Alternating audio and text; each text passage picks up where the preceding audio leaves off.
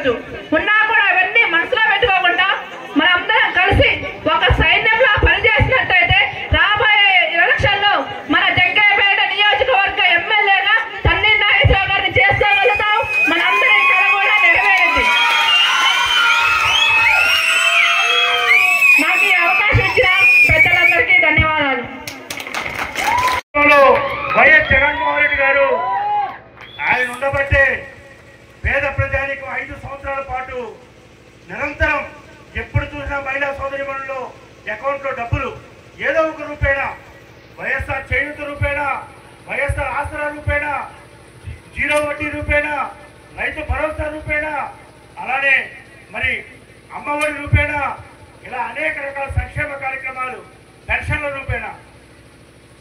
ఆ రోజున అడిగిన వాడికి 24 గంటల్లో రేషన్ కార్డు ఇచ్చిన ఘనత వైఎస్ జగన్మోహన్ రెడ్డి గారిది. ఇవాటికి 6 నెలలు అవుతుంది ఈ ప్రభుత్వం వచ్చి. కూటమి ప్రభుత్వం అనేక రకాల మాయమాటలు చెప్పారు. ఇవాటికి ఒక్క రేషన్ కార్డు ఇచ్చారా? ఒక్క రేషన్ కార్డు ఇంతవరకు ఇవ్వాల. ఒక ఇళ్ల స్థలం ఇచ్చారా? ఇవ్వాల. ఒక ఇల్లు ఇచ్చారా? ఇవ్వాల. ఒక్కటి ప్రత్యక్షంగా మీ అకౌంట్లోకి ఏదైనా అకౌంట్ నుంచి డబ్బులు పంపించారా? పంపించరా. రైతు భరోసా 20,000 ఇస్తా అని చెప్పారు, 2,000 కూడా ఇవ్వాల. అమ్మఒడి ఇంట్లో నలుగురుంటే నలుగురికి ఇస్తా అని చెప్పారు, 60,000 నలుగురుంటే ఒక్కరికి కూడా ఇవ్వాల.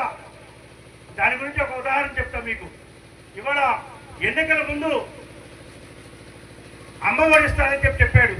దానికి కావాల్సిన బడ్జెట్ 11,000 కోట్లు.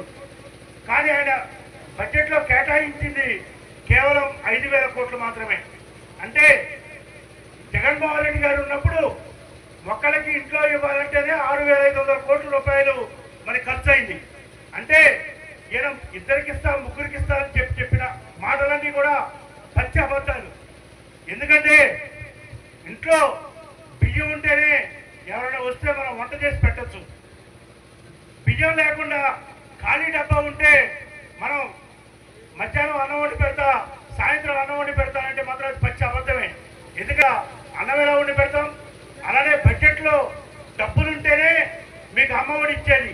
అసలు బడ్జెట్లోనే డబ్బులు లేవు, డబ్బులు కేటాయింపులు జరగల. ఇంకప్పుడు అమ్మఒడి ఎలా ఇస్తారు? ఇస్తే కేవలం ఈ సంవత్సరం ఒక్కడికి మాత్రమే ఇస్తాడు అతను. అది కూడా అరకొరగానే ఇస్తాడు, అందరికీ ఇవ్వడు. ఒక్క బిడ్డకి ఇచ్చినా జగన్మోహన్ రెడ్డి గారి లాగా 6,600 కోట్లు అయితే ఈయన కేటాయించలా, కేవలం 5,000 కోట్లే ఇచ్చాడు.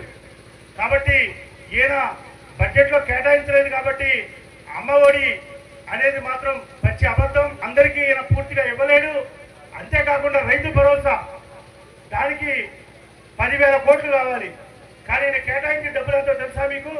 1,000 కోట్లే అని చెప్పాడు.